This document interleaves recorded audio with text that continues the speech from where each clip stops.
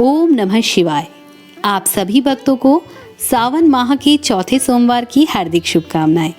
सावन के महीने में सोमवार की पूजा और सोमवार व्रत की कथा का पाठ विशेष लाभकारी माना गया है। जो लोग सावन सोमवार का व्रत करते हैं उनको सोमवार के दिन सोमवार व्रत कथा अवश्य ही पढ़नी और सुननी चाहिए। मान्यता है कि किसी भी व्रत का पूर्ण फल उसकी कथा को पढ़ने और सुनने से ही प्राप्त होता है। तो आज की वीडियो में मैं आपके लिए सावन सोमवार के व्रत की बहुत ही पौराणिक कथा लेकर आई हूँ, जिसे सुनने से व्यक्ति को जीवन में सभी परेशानियों से मुक्ति मिलकर भगवान भोलेनाथ का आशीर्वाद प्राप्त होता है। तो चलिए बड़े प्रेम पूर्वक भक्ति भाव के साथ इस कथा का श्रवण करते हैं। किंतु कथा सुनने से पहले आपसे मेरा निवेदन है कि कमेंट बॉक्स में हमेशा की तरह ओम नमः शिवाय जरूर लिखें। तो किसी गांव में एक साहूकार रहता था। उसके पास धन की कोई कमी नहीं थी, किंतु उसके जीवन में एक ही कमी थी, जो थी संतान की। उस साहूकार की कोई संतान नहीं थी, इसलिए वह बहुत चिंतित रहता था। लेकिन वो बहुत बड़ा शिव भक्त था। वो नित्य प्रतिदिन शिवजी भगवान की मंदिर में जाया करता था, उन्हें दूध अर्पित किया करता था, उनके सम्मुख घी का दीपक जलाया करता था, सुबह शाम भगवान की पूजा पाठ में लगा रहता था और प्रत्येक सोमवार को सोमवार का व्रत बड़ी भक्ति भाव से किया करता था। साहूकार की भोलेनाथ के प्रति ऐसी भक्ति देखकर एक बार माँ पार्वती जी ने शिव जी भगवान से कहा कि हे नाथ, ये साहूकार आपका अनन्य भक्त है और सदैव ही आपका व्रत और पूजा बड़ी भक्ति भाव से करता है। आप कृपा करके इसकी मनोकामना को पूर्ण करें। पार्वती जी के ऐसे वचन सुनकर भोलेनाथ जी ने माँ गौरी से कहा, हे पार्वती, ये संसार कर्म क्षेत्र है। यहाँ जो जैसा कार्य करता है वैसा ही फल भोगता है। अर्थात जैसा कर्म जिस मनुष्य ने किया होगा वैसा ही उसे परिणाम भोगना पड़ेगा। इस साहूकार के पूर्व जन्मों के कर्मों के कारण ही इसके भाग्य में संतान नहीं है। किंतु माता पार्वती आग्रह पूर्वक बोली, हे महादेव, वह आपका अनन्य भक्त है।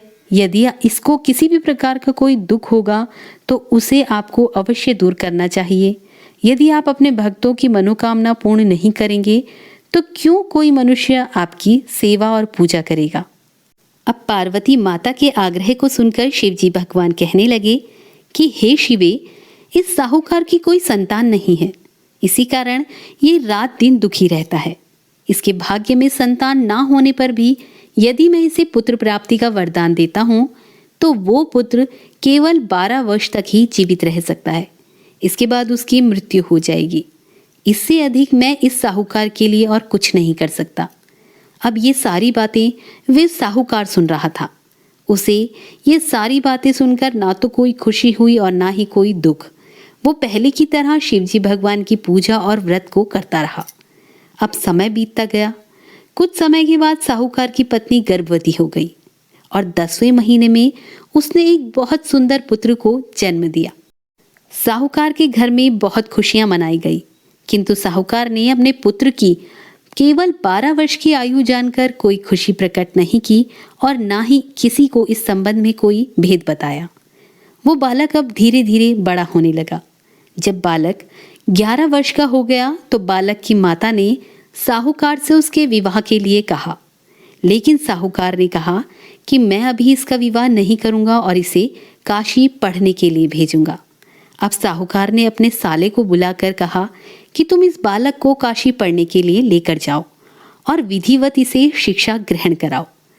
साहूकार ने उसको बहुत सा धन देकर कहा कि रास्ते में आप जहां पर भी ठहरोगे वहां पर यज्ञ करवाते जाना और ब्राह्मणों को भोजन कराते जाना।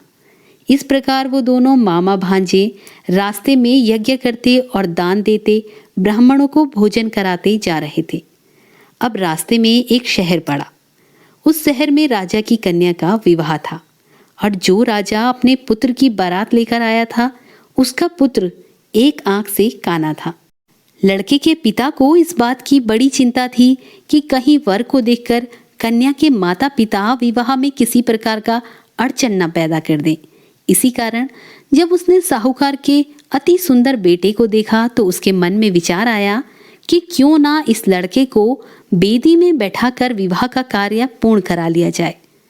यह विचार कर उसने लड़के और उसके मामा से कहा कि यदि आप फेरे और कन्यादान का कार्य पूरा करा देते तो आपकी बड़ी कृपा होती और इसके बदले मैं आपको बहुत सारा धन देता। साहूकार के लड़के और उसके मामा ने इस बात को स्वीकार कर लिया। विवाह का काम भली प्रकार से पूरा हो गया। जब वो लड़का जाने लगा तो उसने चुपके से राजकुमारी की चुनरी पर लिख दिया कि तेरा विवाह मेरे साथ हुआ है, लेकिन जिसके साथ तुम्हें भेजा जाएगा वो एक आंख से काना है। मैं तो काशी पढ़ने जा रहा हूँ।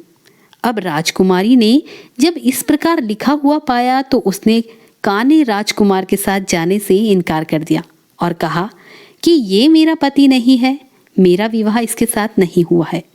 जिसके साथ मेरा विवाह हुआ है वो तो काशी पढ़ने गया है।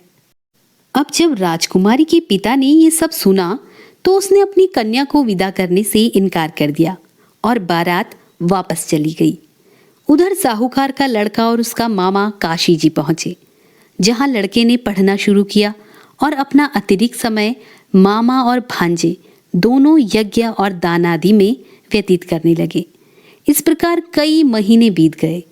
जब लड़का 12 साल का हुआ तो उस दिन लड़के के मामा ने यज्ञ का आयोजन रखा हुआ था। अचानक ही लड़के की तबीयत खराब हो गई। लड़के के मामा ने कहा कि अंदर जाकर सो जाओ। लड़का अंदर जाकर सो गया। थोड़ी देर में लड़के के प्राण निकल गए। जब लड़के के मामा ने देखा कि वह तो मरा हुआ है तो उसको बड़ा दुख हुआ। अब उसने सोचा कि मैं पहले यज्ञ का कार्य पूरा कर लेता हूँ, तब सबको बता दूंगा। अब जब यज्ञ का कार्य समाप्त हुआ तो लड़के का मामा जोर जोर से रोने लगा। संयोगवश उसी समय भोले बाबा माता पार्वती के साथ उधर से गुजर रहे थे। तो माता पार्वती कहने लगी कि हे नाथ, कोई दुखी रो रहा है, कृपया इसके कष्टों को दूर करें। जब शिवजी और माता पार्वती वहां पहुंचे तो उन्होंने देखा कि एक लड़का मरा हुआ पड़ा है। तब पार्वती जी ने लड़के को देखते ही पहचान लिया। पार्वती जी ने लड़के के मरने का कारण पूछा तो भोलेनाथ ने बताया कि हे गौरी, इस लड़के की आयु इतनी ही थी जो कि ये भोग चुका है। अब पार्वती जी ने विनम्रता पूर्वक कहा, महाराज कृपा करके आप इस लड़के को जीवित कर दीजिए, नहीं तो इसके माता पिता इसके वियोग में तड़प तड़प कर अपनी जान दे देंगे। माता पार्वती की बात सुनकर शिवजी ने लड़के को पुनः जीवित कर दिया। शिवजी की कृपा से लड़का जीवित हो गया। शिव शंकर और माता पार्वती जी शिव धाम को चले गए। अब शिक्षा पूरी करने पर लड़का और उसका मामा पहले की तरह यज्ञ करते, ब्राह्मणों को भोजन कराते और दान दक्षिणा देते हुए अपने घर की ओर चल दिए। रास्ते में दोनों उसी शहर में आए जहां पर लड़के का विवाह हुआ था। वहां पहुंचकर दोनों ने यज्ञ करना शुरू किया। जब वे दोनों यज्ञ कर रहे थे तो उसी समय उस लड़के के ससुर यानी वहां के राजा ने, जो उधर से घोड़े पर गुजर रहे थे अपने सेवकों के साथ, उन्होंने लड़के को पहचान लिया। राजा ने उस लड़के और उसके मामा को अपने महल में ले जाकर उन दोनों की खूब सेवा की। अब लड़के ने कुछ समय बाद राजा से अपने घर जाने की आज्ञा ली तो राजा ने अपनी कन्या को बहुत सा धन देकर दास दासियों सहित लड़के के साथ विदा किया। जब वे अपने शहर के नजदीक पहुंचे तो लड़के के मामा ने कहा कि मैं पहले तुम्हारे माता पिता को खबर सुना आता हूँ, तब तक तुम अपनी पत्नी सहित यहीं आराम करो। ऐसा कहकर लड़के का मामा साहूकार को अपने पुत्र के आने की खबर देने चला गया। घर जाकर उसने देखा कि उसके बहन और बहनोई दोनों छत पर बैठे हुए थे और उन्होंने ये प्रण रख रखा था कि यदि उनका बेटा जीवित लौट आएगा तो वो छत से नीचे उतर आएंगे, नहीं तो छत से कूदकर अपने प्राण त्याग देंगे। अब लड़के के मामा ने जब उन्हें ये समाचार सुनाया कि उनका लड़का जीवित लौट आया है और उनकी बहू को भी साथ लेकर आया है तो उन्हें विश्वास नहीं हुआ। तब लड़के के मामा ने शपथ पूर्वक कहा कि आपका पुत्र अपनी स्त्री और बहुत से धन और दास दासियों सहित घर लौट आया है। तब साहूकार और उसकी पत्नी छत से नीचे उतर आए और प्रसन्नता के साथ अपने बेटे और बहू का स्वागत किया। सभी प्रसन्नता के साथ रहने लगे। इस प्रकार भक्ति भाव से जो भी प्राणी सोमवार के व्रत का पालन करता है तथा प्रेम पूर्वक इस कथा को पढ़ता और सुनता है, उसके सभी कष्ट दूर होते हैं, सारी मनोकामनाएं पूर्ण होती हैं और इस लोक में सभी सुख सुविधाओं को भोगकर अंत में वह शिवलोक को प्राप्त होता है। तो भक्तों, ये थी श्रावण सोमवार व्रत कथा। इस कथा को इस पावन पवित्र दिन में अपने मित्रों और संबंधियों के साथ शेयर जरूर कीजिएगा और ऐसी ही धार्मिक कथाओं और व्रत और त्योहारों की जानकारी के लिए नीलम ज्ञानवाणी चैनल को सब्सक्राइब जरूर कीजिएगा। तो मिलते हैं अपने नई वीडियो में, तब तक के लिए नमस्कार।